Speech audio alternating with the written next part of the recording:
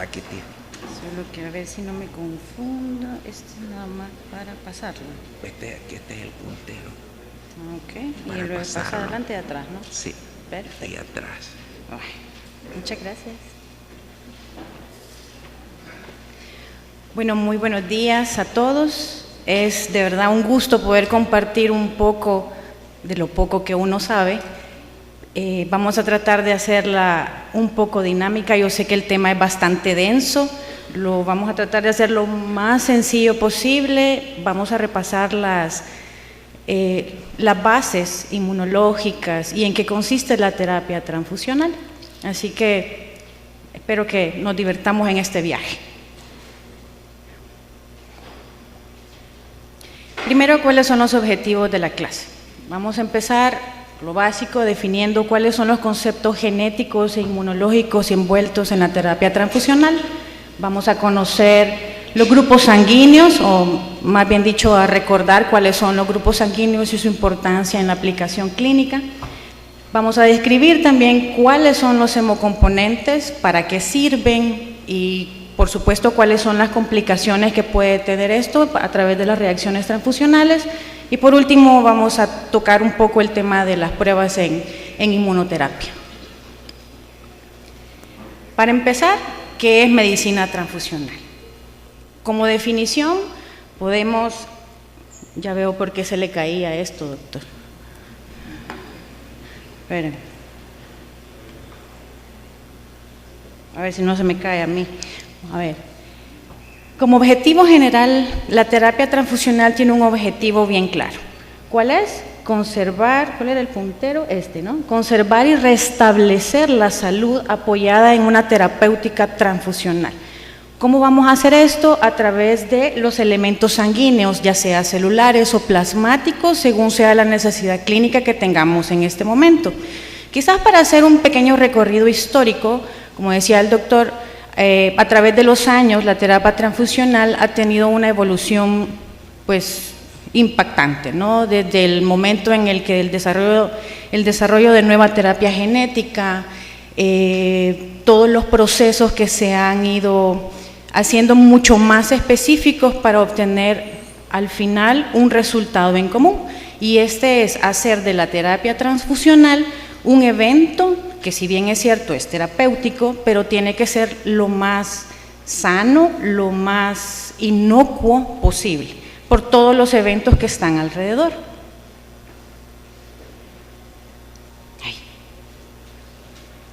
Entonces, la terapéutica transfusional debe ser considerada muy cuidadosamente, siempre tomando en cuenta riesgo-beneficio. ¿Por qué hago hincapié en esto? Por una sencilla razón. Lo vamos a poner en términos cristianos. La terapia transfusional es un trasplante, funciona igual que un trasplante.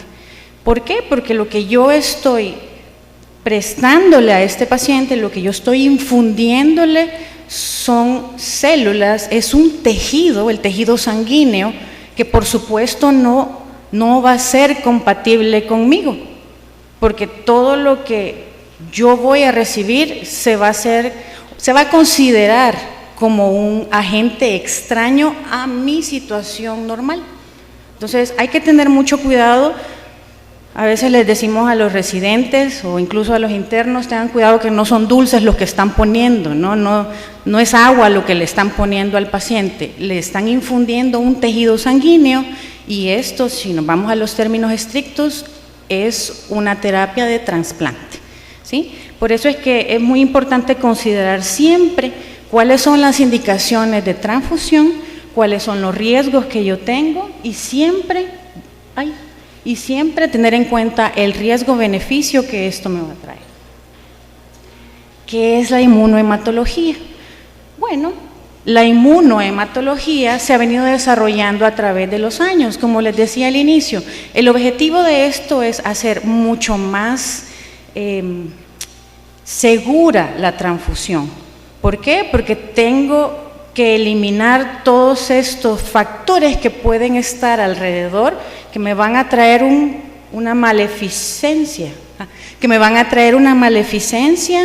en un evento terapéutico que por supuesto yo no estoy buscando hacer un mal, ¿sí? Entonces, a partir de entonces, la hematología como especialidad empezó a especializarse en el área de la inmunología.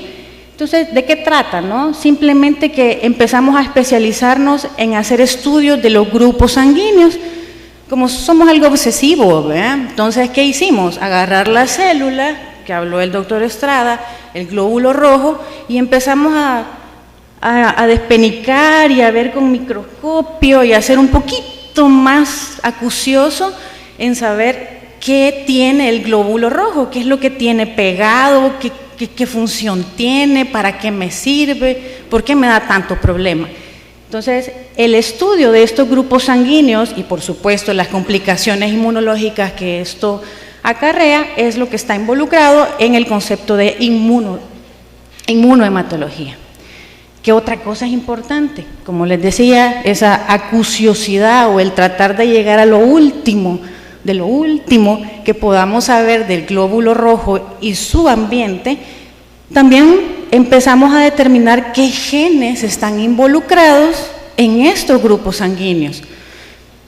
Como les decía, mi intención no es ni asustarlos ni aburrirlos, pero sí empecemos a imaginarnos que de los grupos sanguíneos, por supuesto el más conocido que nosotros tenemos a la mano, que es el grupo ABO, no se queda solamente en saber qué es A, qué es B, qué es O o qué es AB. No se queda solo en eso, sino toda la genética molecular,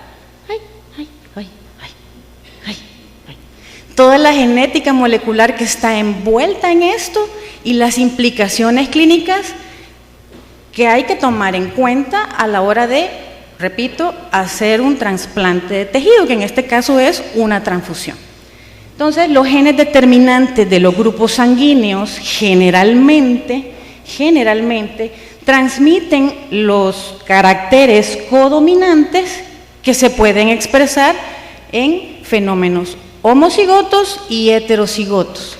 Traducido al español, ¿se acuerdan todos de las leyes mendelianas? ¿Sí o no? ¿Sí se acuerdan? Que el guisante verde y que dominante y recesivo, igualito es esto, igualito.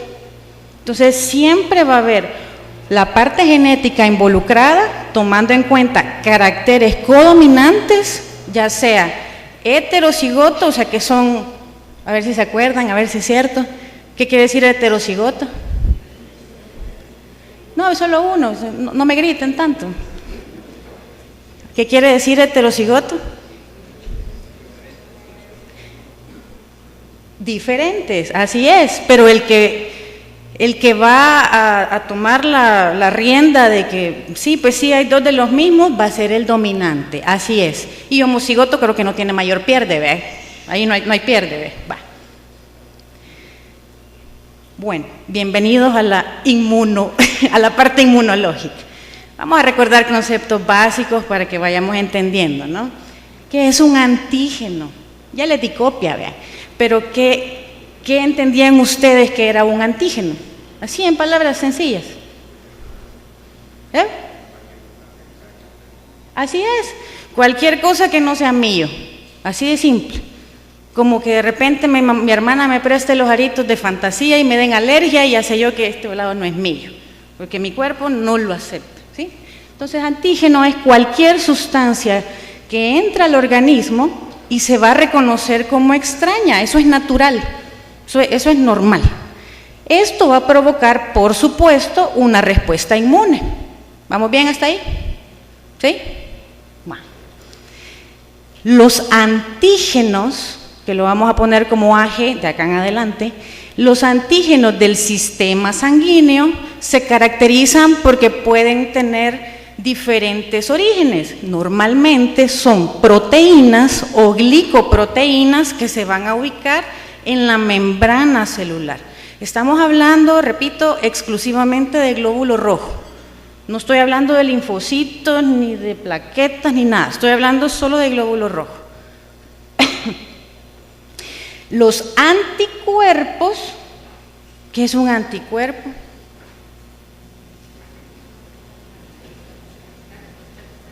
Exactamente. Lo vamos a ver en la otra diapo, pero para explorar a ver si no están dormidos. Los anticuerpos van a reconocer estas cadenas de proteínas, carbohidratos, glicoproteína, glicolípidos, que forman parte de la estructura del glóbulo rojo, como quien dice los muros, los ladrillos, todo lo que está envuelto en la membrana del glóbulo rojo. Estos anticuerpos van a reconocer esas cadenas como antenitas, ¿sí? Y al final, los antígenos, volvemos aquí a la definición, los antígenos del eritrocito se pueden expresar ya sea exclusivamente en el glóbulo rojo, pero también pueden encontrarse en otro tipo de células sanguíneas, no son exclusivas del glóbulo rojo. Por ejemplo, en tejidos como el grupo ABO o el grupo P en otras células sanguíneas. ¿Por qué traigo esto a colación? ¿Cuál es la importancia? Para que tomen en cuenta el concepto que les dije al inicio. La transfusión es un trasplante.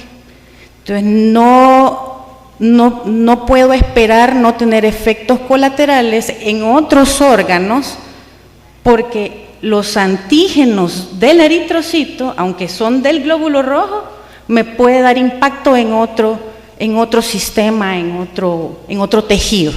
¿Vamos bien hasta ahí? ¿Sí? Va. Entonces, con relación a lo último que habíamos dicho, los antígenos de grupo sanguíneo. Ay, Señor Padre Jesucristo. Esto no nos llevamos bien, ya vi. Los antígenos del grupo sanguíneo van a ser, por supuesto, la mayoría parte del glóbulo rojo. Su impacto o su importancia clínica es que están directamente relacionados en reacciones transfusionales. Tenemos también antígenos que forman parte del complejo mayor de histocompatibilidad, que generalmente se asocian o están envueltas las células nucleadas, y la importancia inmunoreacción en trasplantes, específicamente estoy hablando de leucocitos, glóbulos blancos, y son también importantes para la presentación del antígeno. Hay otros grupos de diferenciación donde están envueltos los linfocitos, como los CD4, que son los T helper, y los CD8, que son los citotóxicos. Entonces, ¿en qué nos vamos a enfocar? El protagonista, dijimos, va a ser el glóbulo rojo, eritrocitos. ¿Qué es un anticuerpo? Ahora sí. Un anticuerpo es una sustancia que se produce como respuesta a la estimulación o a confrontarse a un antígeno. Así de simple. Acción, reacción. No hay mayor cosa. Son proteínas plasmáticas, son conocidas también como inmunoglobulinas y son sintetizadas por los linfocitos B. ¿Cuáles son las inmunoglobulinas principales y cuáles van a estar más implicadas en este caso en reacciones transfusionales? Son 5 tipos: la inmunoglobulina M, la G, la A, la E y la D. ¿Cuáles son las más importantes o las que vamos a destacar el día de hoy? Inmunoglobulina M y la inmunoglobulina G. Estas son las dos más importantes. Otro concepto que hay que tomar en cuenta en función de la definición de anticuerpo es esto. Se va complicando un poco más la cosa, ¿verdad? Lo siento. Los anticuerpos se pueden clasificar. Pueden ser anticuerpos llamados aloanticuerpos, que son resultado de la exposición de un organismo a un antígeno extraño. O sea, el aloanticuerpo es el normal, digamos, ¿no? La acción-reacción, pero que viene de fuera, el golpe viene de fuera. Eso es un aloanticuerpo. ¿Qué es un autoanticuerpo? Un autoanticuerpo es meterme gol yo sola. Es crear una respuesta inmunológica de mi cuerpo contra mi propio cuerpo. Es autogol, ¿sí?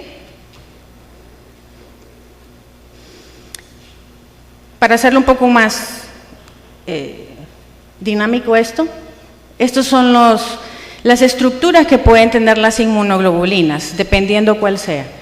La inmunoglobulina G, la D y la E se caracterizan por ser monómeros. Si se fijan, esto en azul y lo amarillo, que ya vamos a ver cómo se llaman, tienen la misma base.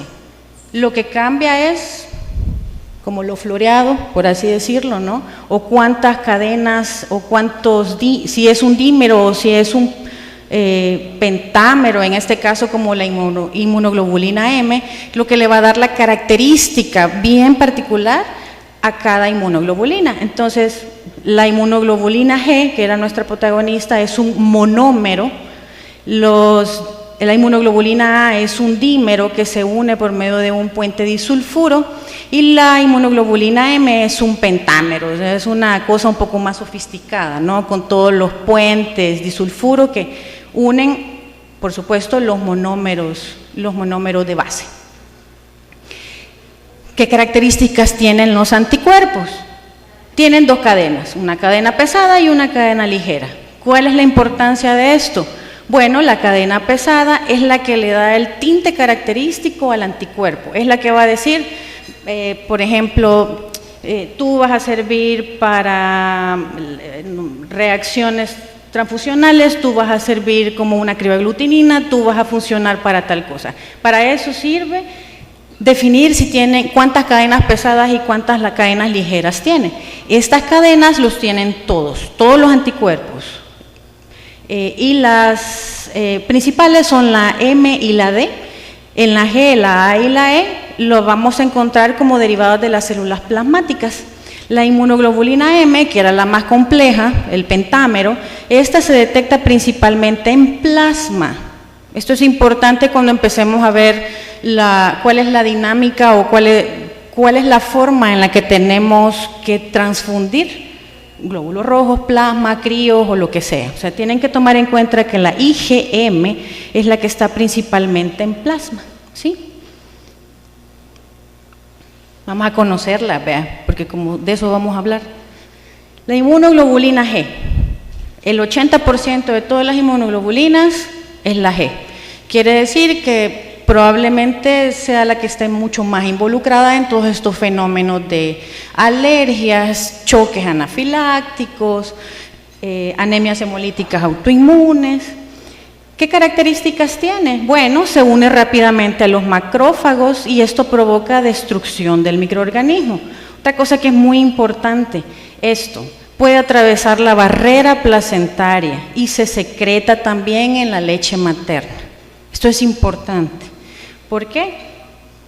IgM atraviesa la barrera placentaria y lo podemos encontrar en leche materna. Generalmente en pacientes con anemia hemolítica del recién nacido, pacientes que debutan, estoy hablando de la edad pediátrica, lo siento, pacientes que de repente lo ven con ictericias prolongadas, pacientes que presentan anemia de forma crónica desde el nacimiento, pues también hay que considerar si no está involucrado alguna inmunoglobulina que me esté dando el problema de destrucción. Como decía el doctor Estrada, dentro de la fisiopatología, o mejor dicho, entre el estudio de la anemia, del síndrome anémico, en recién nacidos principalmente, hay que tomar en cuenta la participación de la inmunoglobulina G en fenómenos de hemólisis.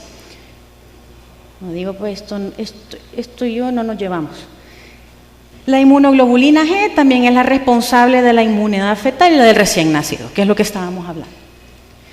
Les presento a la inmunoglobulina G. Para no aturdirlos, esta es la base, dijimos que era un monómero, que las cadenas formaban parte importante de su estructura. Estas dos grandes de acá, que parecen postes, son las cadenas pesadas.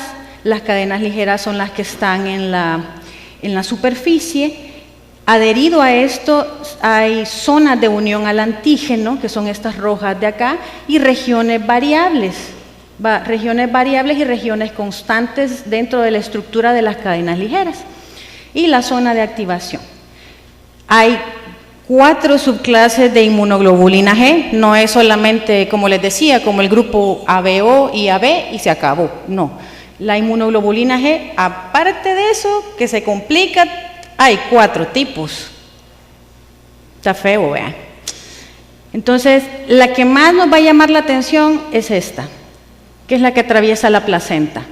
La inmunoglobulina G3 tiene una alta capacidad de atravesar la placenta, pero además es, como pueden ver acá, involucrada, o es la más involucrada en fenómenos de opsonización y también de activación del complemento. Esto dirigido principalmente a las anemias hemolíticas autoinmunes. Vamos con la M, que era un pentámero. Solo es el 6% de la hemoglobina, de la inmunoglobulina circulante, o sea, no es tan frecuente. Aparece en los linfocitos B, generalmente pegado a la membrana del glóbulo rojo, y se manifiesta en la respuesta primaria. Lo importante de esto es que activa el complemento. Es como decir, si me voy a ir por calle Nueva o por calle Vieja. La gran mayoría se va por calle Nueva, que sería la inmunoglobulina G. La M es menos frecuente, como irse por calle Vieja, ¿ya? Que hay menos tráfico, pero que tenga menos tráfico no quiere decir que no me pueda encontrar en este paso fenómenos de activación de complemento que se me van a traducir en anemias hemolíticas autoinmunes. ¿Qué es un grupo sanguíneo? Bueno, es una característica heredada. El grupo sanguíneo es heredado. Yo no puedo escoger si voy a ser A, si voy a ser B. Ah, yo quiero ser O. No, yo quiero ser AB. No, eso no se puede ver. Es algo que los papás son responsables y nosotros vamos a ser responsables de darle a nuestros hijos. Entonces, es una característica heredada que se encuentra sobre la superficie del glóbulo rojo. Y esto se puede detectar porque yo, de alguna forma, tengo que saber ¿cómo sé qué tipo de sangre soy? Bueno, fácil, lo expongo a un anticuerpo conocido y dependiendo la reacción que tenga, pues así voy a saber cuál es el tipo de proteína que está en la superficie del glóbulo rojo que me confiere mi nombre y apellido.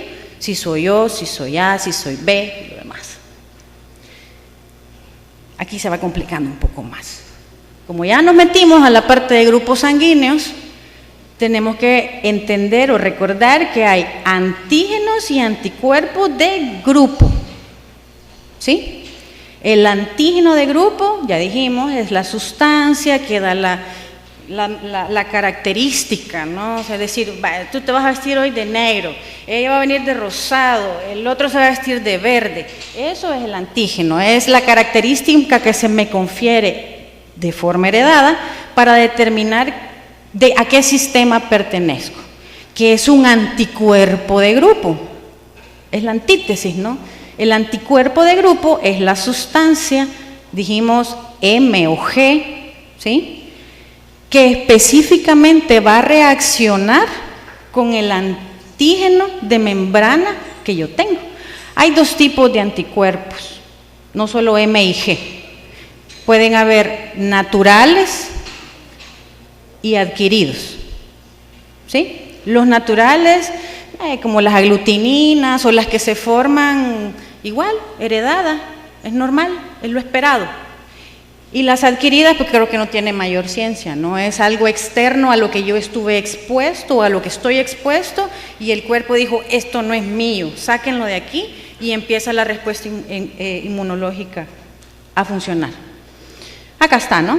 Entonces, el antígeno va a estar determinado por la proteína que está en la superficie de la membrana. Así tenemos antígeno A, antígeno B, antígeno, que puede tener de los dos, AB, y el que no tiene antígeno, que es 0 o el O, ¿sí?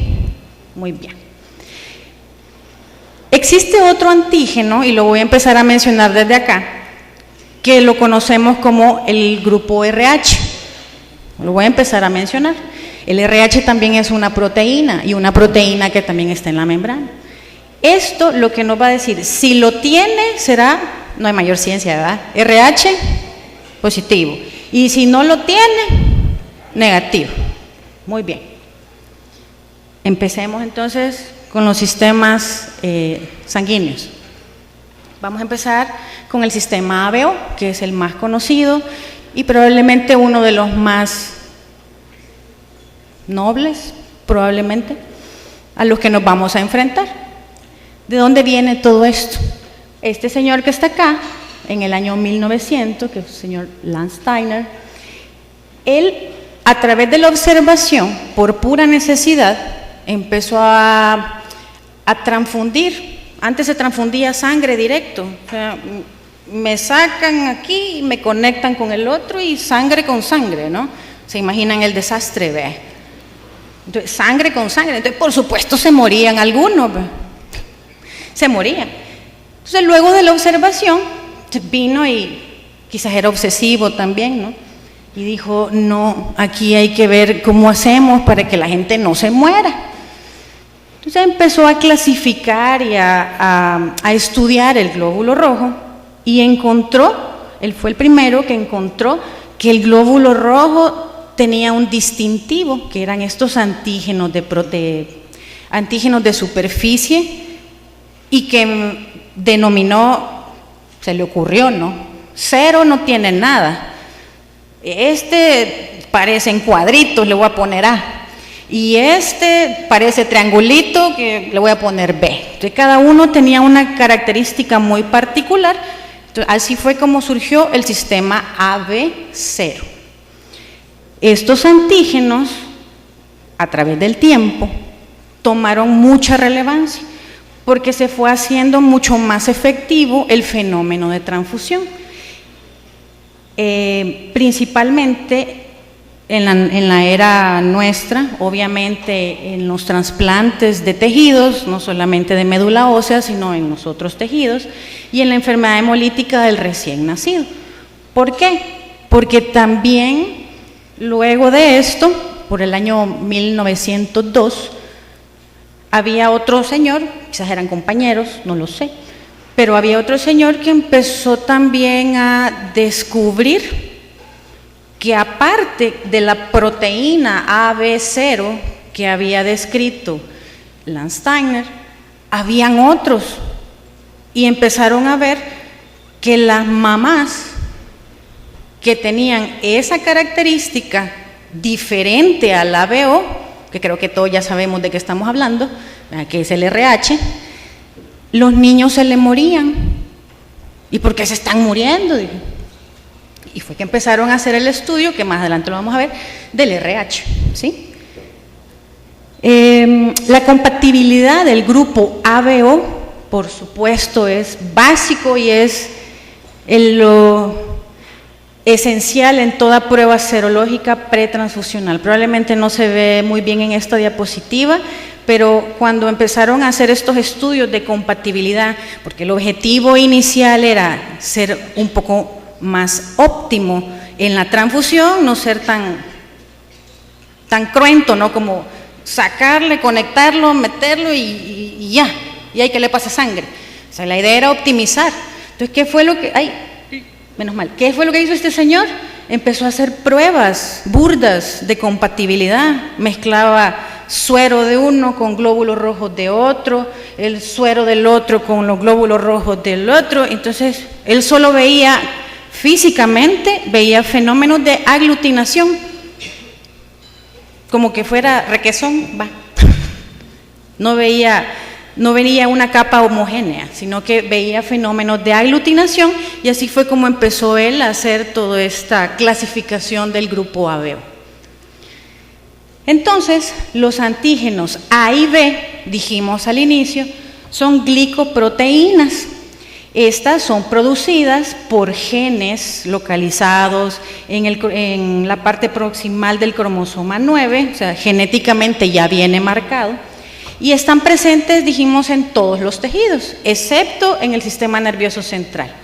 Por lo tanto, la transfusión específicamente de glóbulos rojos, y luego con el tiempo transfusiones más específicas de plaquetas, leucocitos, derivados plasmáticos y por supuesto hasta llegar al día de hoy de los trasplantes de tejidos, se han hecho de un impacto tal perdón, que nos ha permitido también encontrar estas proteínas en secreciones o en otro tipo de órganos como polisacáridos solubles. ¿Qué es lo que sucede? Bueno, los antígenos del sistema ABO empiezan a formarse aproximadamente entre la 5ª y la 6ª semana embrionaria. Por supuesto que no terminan de desarrollarse hasta después, años después del nacimiento. Entonces, ¿de dónde salió? ¿De dónde salió esto que Landsteiner decía? No, pues este cuadrado le voy a poner A, y este redondo, digo triangular, y le voy a poner B. Un poco más complejo que eso, ¿verdad? Por supuesto. ¿De dónde vienen? Bueno, la especificidad de mi grupo sanguíneo, que es natural, es heredado, viene conferida por un azúcar terminal. Eso hace la diferencia entre un A, un 0 y un B. Esa es toda la diferencia. Un granito de azúcar, eso es todo. Acá está. La base es el O o el 0, que dentro de su estructura química, como pueden ver acá, perdón, que dentro de su estructura química tiene 3 componentes: un anillo N-acetilglucosamina, un grupo galactosa y un grupo fructosa. Entonces, cuando empezaron a hacer las descripciones más específicas, pues dijo Landsteiner, no, pues este tiene 3 y 1 más. Y este 1 más, pues mire, perdón, que no veo de aquí, es este, ¿no? Este de acá, el gris. Entonces este tiene un galactosa más, a ese le voy a llamar B, por las características que tiene. Y este, bueno, tiene la base, aquí está, ¿ve? Tiene la base, pero tiene uno más que no es diferente a este.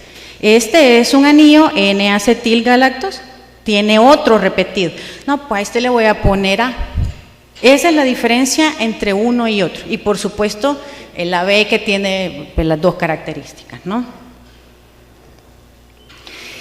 Hasta la edad de los 4 años en promedio, los antígenos del grupo A y del grupo B se van a desarrollar por completo y que son los que nos van a marcar de por vida. Entonces, ¿cómo heredo el grupo ABO? Aquí sí necesito que despertemos un poquito. Si quieren se paran, pero aquí empieza lo bonito, porque les voy a hacer preguntas después. La herencia se da, dijimos, por ley mendeliana. Pueden haber genes homocigotos y heterocigotos. Normalmente nosotros conocemos 4 fenotipos. Sí entendemos que es un fenotipo, ¿no? El fenotipo es, ¿perdón? Gracias, así es, son las características físicas. Y el genotipo es de lo que yo estoy compuesto por dentro, ¿sí? Entonces, son 4 fenotipos sanguíneos que conocemos. ¿Dónde está? Fenotipo, no sale aquí, lo siento. Pero no hay manera de perderse. ¿Cuáles son los 4 fenotipos? No oigo. A, B, AB y O 0. Esos son los fenotipos. Pero como es por herencia mendeliana, se nos complica un poco más la cosa. Pilas por las pruebas de paternidad. Entonces, pueden haber 4 fenotipos, pero 6 genotipos. ¿Sí? Por ejemplo, si la mamá tiene ¿esto era homocigoto o heterocigoto? Perdónenme. Espérenme que no les oigo. Gracias. Entonces, si la mamá es homocigota, pero se casa, pues sí, ahí encontró su querer, que él dice que es A, y fenotípicamente es A, ¿sí o no? Pero el genotipo no lo sé, puede ser un A0, ¿sí? Entonces, el genotipo del hijo puede tener varias variantes, ¿no? Puede ser un, ¿qué? ¿A qué? Nombre, apellido. ¿A qué? ¿A qué? No, pero es homocigoto o heterocigoto. Vale, les voy a dar copia. Homocigoto o heterocigoto. ¿Sí? ¿Homo o heterocigoto? Homocigoto, muy bien. Entonces el fenotipo va a ser A. ¿Por qué? Porque domina el A. Como les decía yo, si el guisante es verde, digo, alto y chiquito, y me sale uno de chiquito y uno de grande, pues el que va a dominar es el grande, ¿sí o no? Va.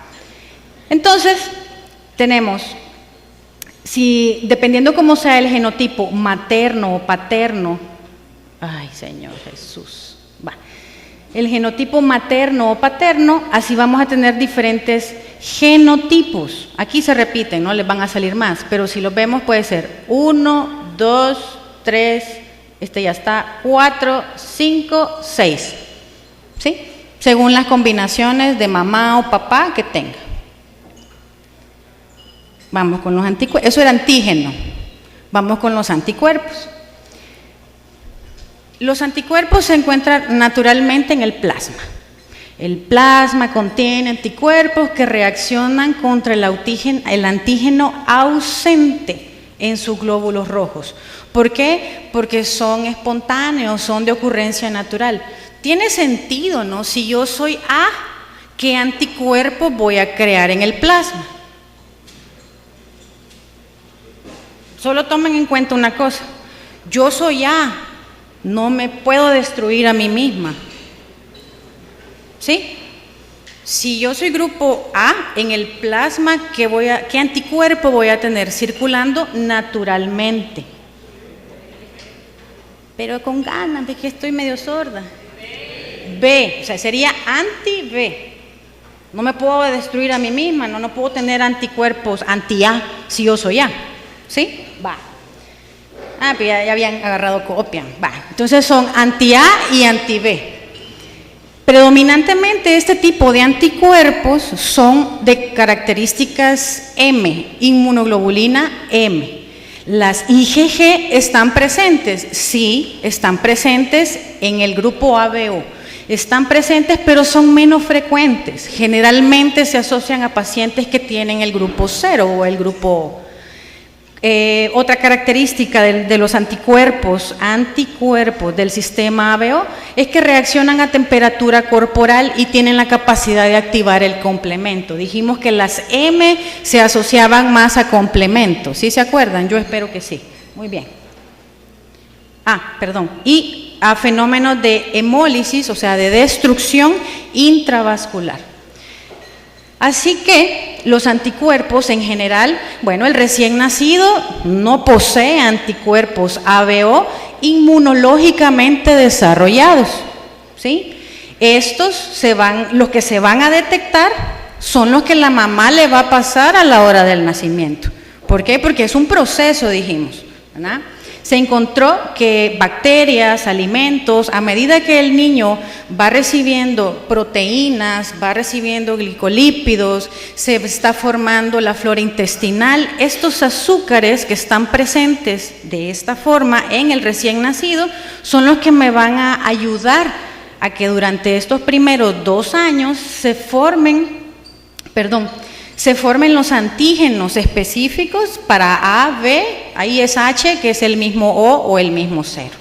A medida el niño se va exponiendo a estos antígenos en el ambiente, por medio de los alimentos, la flora intestinal, va desarrollando los anticuerpos, pero repito, ¿qué anticuerpos son? Son los contraantígenos que no posee. Y a partir de los 6 meses, inmunológicamente hablando, esto ya está desarrollado. Por lo tanto, estos anticuerpos son resultado de una inmunización secundaria por los polisacáridos y los agentes del medio ambiente al que se expone. Entonces, repitiendo, glóbulo rojo, plasma y el antígeno que lo caracteriza. Glóbulo rojo si tiene el antígeno, en este caso A, en su superficie, en el plasma va a tener anticuerpos B. Si es B, A. Si es AB, no tiene, ¿ve? Pero sí agarran porque no tiene, ¿ve? Porque si yo tengo A y B, no me voy a destruir a mí misma, ¿no? Ni con A ni con B. Entonces, el plasma del grupo AB no tiene anticuerpos.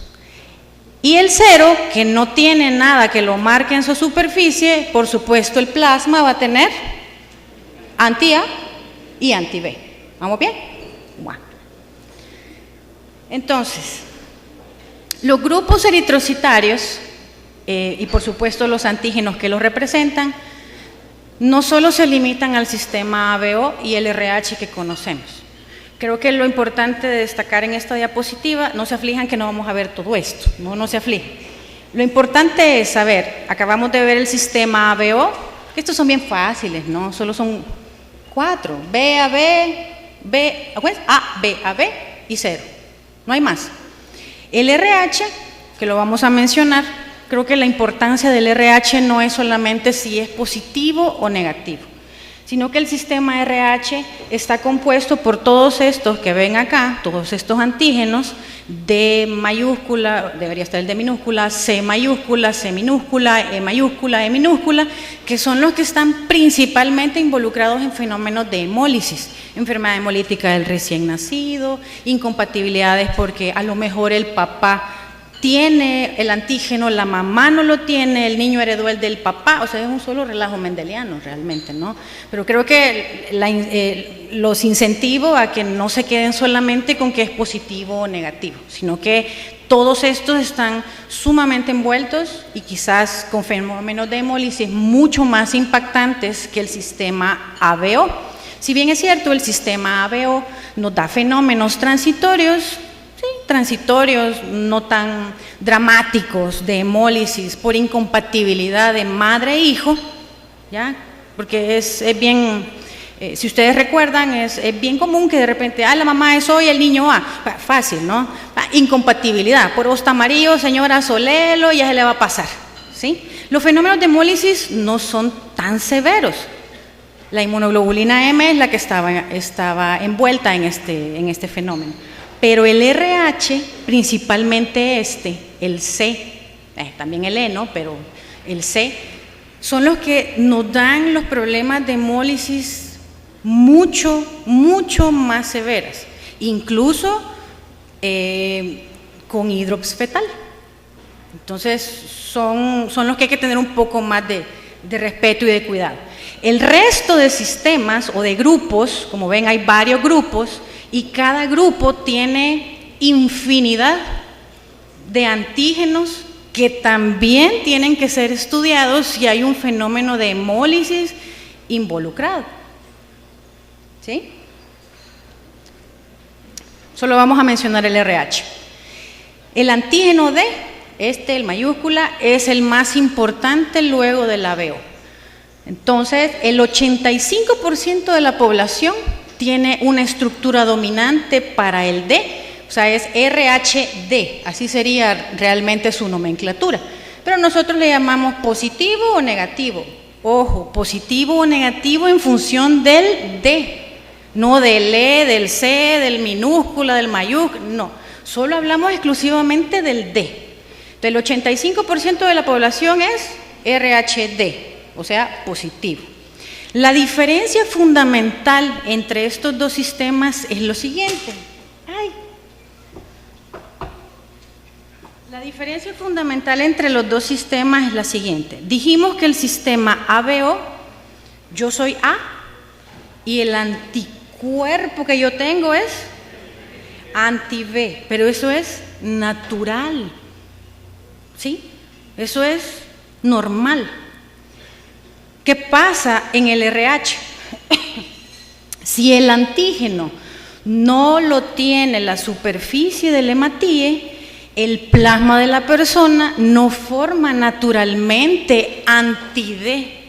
La única forma en la que yo puedo tener un anti-D, o sea, el anticuerpo para RH, solo son de dos formas: o una transfusión previa o a la hora o transplacentaria, a la hora del parto. Son las únicas dos formas en las que yo circulando puedo tener un anticuerpo anti-D. ¿Vamos bien hasta ahorita? ¿Sí? Perdón. Bueno, es lo mismo, ya lo dije. Entonces, igual, esto es mendeliano. Es pura base fisiológica. Para que los anticuerpos anti-D se formen, el individuo que es negativo tiene que ser expuesto a los glóbulos rojos, al RH-D positivo. Es la única forma. Aquí está, ¿no? Por transfusión o por embarazo. Normalmente estos anticuerpos son de tipo IgG, el 80%, los que más problemas me dan, los de hemólisis más severa, ¿sí? Entonces, vamos a ver cómo se hace. Papá positivo o negativo y la mamá positiva o negativa. Esto es igual que los fenotipos y los genotipos del ABO. Probablemente el papá fenotípicamente sea positivo, pero en sus alelos probablemente tenga uno positivo y uno negativo, ¿sí? Pero ¿quién domina? Si tiene un positivo y un negativo, ¿quién domina? Positivo. Entonces yo lo tengo que así certificar, como parte de nacimiento, yo tengo que certificar que es RH positivo, aunque pueda tener el alelo negativo. ¿Cuál es la importancia de esto? En las reacciones transfusionales.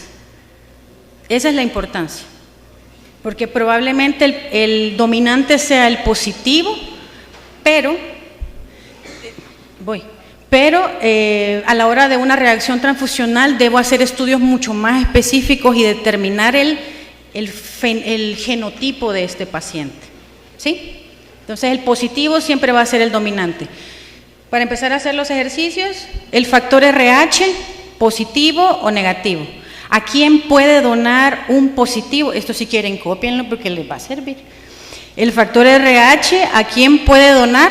Solo le puedo donar al positivo, y el negativo le puede donar al positivo y al negativo. ¿Por qué?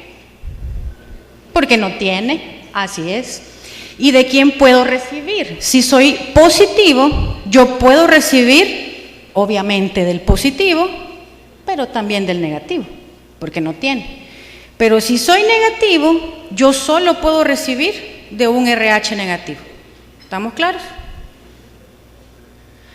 Esto es para ilustrar qué es lo que pasa en el fenómeno del embarazo. Como les decía, madre negativa, recién nacido negativo. En el primer contacto se forman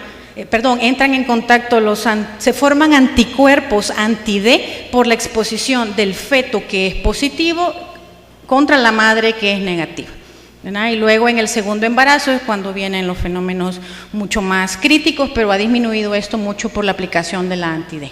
¿Okay? Pues sí, vamos a la transfusión. ¿Qué es la transfusión? Bueno, es un procedimiento médico-terapéutico que busca específicamente corregir deficiencias proteínicas, deficiencias muy específicas de algún componente sanguíneo. No es un tratamiento curativo, es un tratamiento de soporte. Vamos a ver cuáles son rápidamente la sangre y sus componentes. La sangre, así como anda circulando, como bien dijo inicialmente el doctor Estrada, es una mezcla de células suspendidas en un líquido que se llama plasma, simple. ¿Qué hacemos? Bueno, plasma y el componente celular. En el componente celular tenemos rojos, blancos, plaquetas y todos los nutrientes que están alrededor. Tenemos en el plasma, por supuesto, el solvente, que es el agua, las sales y todas las proteínas plasmáticas que están circulando alrededor. Acá, nada más para representar que a la hora de transfundir podemos separar cada componente, ya sea celular o plasmático, en concentrados, solo concentrados de Matías, crioprecipitados, plasmas y plaquetas, ¿sí? ¿Cuándo voy a transfundir glóbulos rojos? Bueno, los concentrados tienen indicaciones muy precisas. La idea es mejorar la capacidad de transporte de oxígeno en una situación en la que tengo una pérdida aguda de sangre, como decía el doctor anteriormente, o para mejorar la oxigenación a nivel tisular de algunas anemias crónicas sintomáticas, no solo porque si es un renal y ando 7 de hemoglobina es indicación de transfusión, no, sintomáticas y que no puedan ser corregibles. La transfusión debe ser individualizada, tienen que adaptarse mucho al estado clínico, no solamente la hemoglobina es el indicador que nos va a dar la pauta para decir, tiene 9 de hemoglobina, transfundan, no, creo que el doctor ya les explicó eso. Y el concentrado eritrocitario en un adulto, más o menos por ahí anda en el niño, ¿no? Un poco menos, aumenta el valor de la hemoglobina en sangre en promedio entre 1 y 1.5 gramos por decilitro y el hematócrito hasta en un 3%. ¿Cuándo voy a transfundir plaquetas? Bueno, terapéuticamente en enfermos que presentan sintomatología hemorrágica, ya sea por deficiencia, o sea, por trombocitopenia, e incluso en algunos trastornos funcional de la plaqueta. Es como tener, hacer un muro y pueda que el muro se me caiga porque tengo poquito cemento y obviamente por eso se me cae, o tengo el montón de cemento pero no sirve. Eso es un trastorno funcional de la plaqueta. También, en eventos para preparar algún evento quirúrgico, pacientes con quimioterapia, o sea, puede ser profiláctico también el uso, ¿no? Plasma, ¿cuándo vamos a transfundir plasma? Normalmente cuando hay alteración de pruebas de coagulación, siempre y cuando el paciente tenga sintomatología hemorrágica. 1. 2. Para transfundir, bueno, eso ya lo vamos a ver. Las transfusiones masivas también es otro tema bastante interesante. Hay indicaciones precisas para esto. Y los casos puntuales, creo yo que lo más importante del plasma es que hoy en día podemos hacer uso de los derivados específicos. Dijimos que el plasma tiene todo, proteínas, albúminas, entonces de ahí podemos sacar inmunoglobulinas, factor 8, factor 9, factor von Willebrand, cualquier componente que se encuentre en el plasma, en algunos, por supuesto, tenemos ya la oportunidad de ser mucho más específicos y transfundir solo la proteína deficiente o el componente deficiente que estamos tratando. La hemovigilancia son todas las medidas que están alrededor de una transfusión efectiva. Desde la selección del donador, así que pórtense bien, hagan ejercicio, coman sano, desde la elección del donante, el sistema de vigilancia o las medidas de bioseguridad que están alrededor de la preparación de los hemocomponentes hasta el evento final, que es vigilar, obviamente, el fenómeno, el evento de la transfusión y que no haya ninguna otra complicación. Acá está. Los empacados como vienen, promedio de 200 a 250 cc. Los concentrados plaquetarios en promedio en volumen 30 a 50 cc, plasma fresco congelado entre 200 y 250 la bolsa, crioprecipitados entre 10 y 20 cc por bolsa. ¿Por qué lo traigo a discusión? Porque cuando estamos ante un paciente crítico que es imperante hacer un evento de transfusión, también tienen que tomar en cuenta el volumen que le están metiendo, ¿verdad? Y los controles de laboratorio a los que los van a someter, como decía el doctor, igual lo pueden diluir o igual lo pueden trombosar, o si es un paciente renal hay que adaptar todos los volúmenes, la frecuencia, cómo se lo pongo, dependiendo de cada paciente. Muy bien, saquen papel y lápiz, ya se terminó esto. ¿Cómo voy a transfundir? Grupo ABO. ¿Cuál es la primera opción? Este es el receptor y este es el que va a donar. ¿Cuál es la primera opción? Siempre de toda transfusión, el mismo grupo, ¿ya? Si hubiese segunda opción, a un O, ¿quién más le puede dar? ¿A?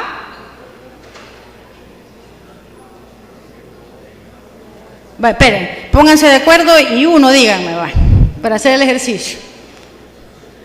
¿Qué otra opción tiene un O?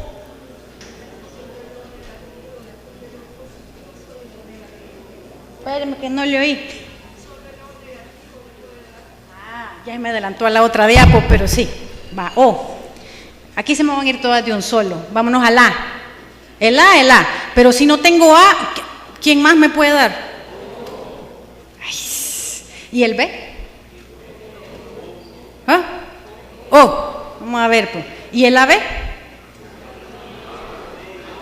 A, B y O. Vamos a ver, pues. Espérate. Muy bien. El O no tiene mayor opción. Ya nos vamos a meter al RH. Pero así como decía la doctora. El O no tiene ninguna otra opción. El A le puede dar el O. El B le puedo dar el O. Y a la B, obvio, el AB o el A o el B. Ya vi que pusieron atención. Me alegra. Segunda alternativa. ¿Habrá otra opción? ¿Al O? No, para ahí no hay pierde, va. No hay. ¿Al A?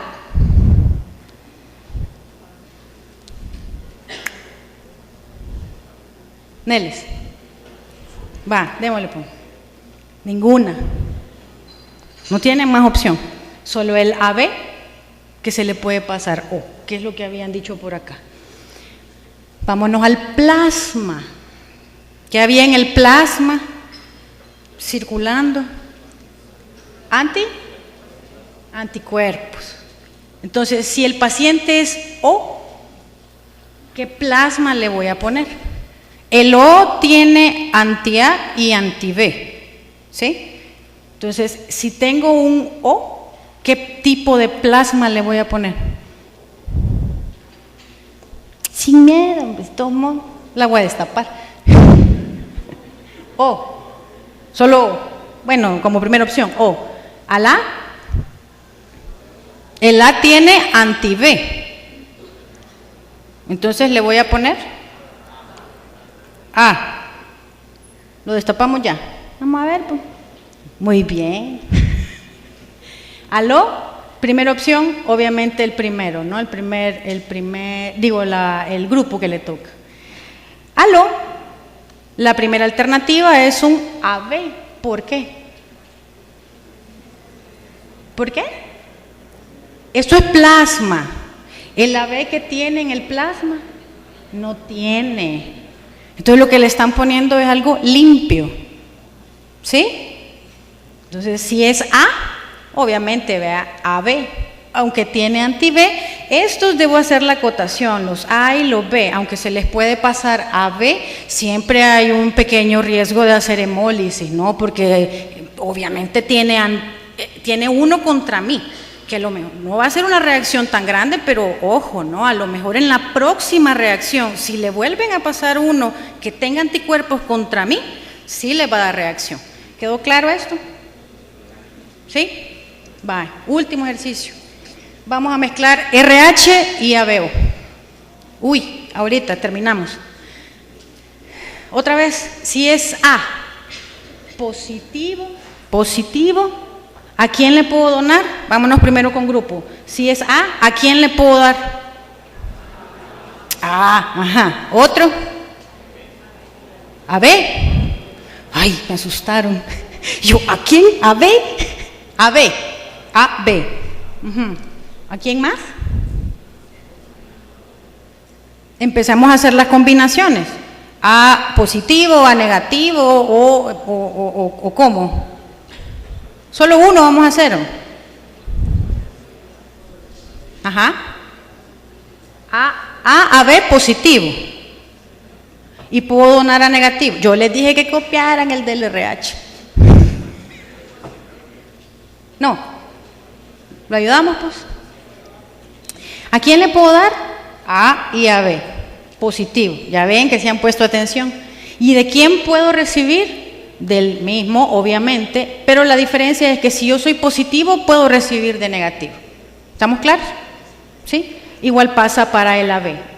Perdón, para el A negativo. El A negativo puede recibir AB positivo, el negativo sí puede recibir positivo, pero puede donar positivo, pero no puede recibir positivo, solo negativo. Con el B es lo mismo, igual que el A. El B negativo igual que el A negativo. El AB es el receptor universal. Entonces el AB puede recibir de todos, A negativo, positivo, bla, bla, bla. Pero solo puede donar a su mismo grupo y positivo. Si es negativo, entonces sí, si es negativo puede donar al positivo y al negativo y puede recibir de todos negativos, ¿sí? No es como el positivo. El O, perdón, positivo, solo positivos. Y el O negativo, esa es la estrella, ¿verdad? El rockstar de toda la transfusión, porque le puede dar a todos. Entonces, en una urgencia, ustedes tienen que pedir gracias, O negativo. Pero un O negativo se las ve duras cuando le tienen que transfundir a él, porque no tiene opción, solo puede recibir O negativo. ¿Estamos bien? Muy bien. Rápidamente, tomar en cuenta cuáles son las reacciones que podemos tener. Hay reacciones agudas y reacciones tardías. Las reacciones agudas pueden ser inmunológicas o no inmunológicas. Las no inmunológicas se asocian más a fenómenos de sepsis, desequilibrios electrolíticos, sobrecarga circulatoria por la transfusión, incluso hipotermias en casos de transfusión masiva. Y las inmunológicas, las más temidas, son las reacciones transfusionales febriles, reacciones transfusionales febriles no hemolíticas que se asocian a la presencia de glóbulos blancos suspendidos en la transfusión, que son los más inmunogénicos, las reacciones hemolíticas tardías agudas, a donde está involucrado IgM e IgG, con hemólisis intravascular o extravascular, obvio, las reacciones alérgicas hasta llegar a anafilaxia. El más temido es el TRALI, que es el daño agudo a pulmón relacionado a la transfusión. Las tardías, tomar en cuenta todas las causas virales infecciosas. Las inmunológicas tardías, podemos tener púrpuras trombocitopénicas posttransfusionales, aloinmunizaciones, inmunomodulación. Puede haber una hemólisis que no va a ser ahorita que lo estoy transfundiendo, sino que a lo mejor 3 días, 2 días después de que lo he transfundido, empiezan a verlo amarillo, ¿no? Entonces, hay hepatitis, no. Piensen en que si lo han transfundido, probablemente esté embolizando. Enfermedad de rechazo, como en los trasplantes, es un trasplante, injerto contra huésped, y por supuesto el H. Esto es igual, lo mismo, solo para hacer hincapié en las pruebas de laboratorio. Esto ya estuvo. La prueba más importante, aparte de las normales de tipeo para grupo, tipeo para RH, las pruebas de cruce mayor, menor que se hacen en el laboratorio, esta tiene una importancia bastante particular. La prueba de CUMSO es la prueba de antiglobulina. ¿Para qué nos sirve? Nos sirve para detectar anticuerpos, o sea, en el plasma, anticuerpos de inmunoglobulina G o fracciones del complemento que se pegan al glóbulo rojo. Por alguna razón el glóbulo rojo se me está destruyendo. Entonces, si se me destruye es o algo me lo está atacando, ya sea algo externo, o algo se le pegó a mi célula y el cuerpo me lo detecta como, este no es mío. Sí, pero la célula es tuya, no me importa, eso no es mío. Y ve, empiezan los fenómenos de hemólisis. Hay dos tipos, la directa, que son los que directamente reconocen los anticuerpos adheridos en vivo, y la indirecta, que es cuando se determina si un anticuerpo está presente en el suero del paciente previamente a una incubación, ¿no? Esta es la técnica, esta es la del CUMS directo y la del CUMS indirecto. La diferencia es que una se trabaja directamente con el glóbulo rojo y la otra se trabaja a través del plasma.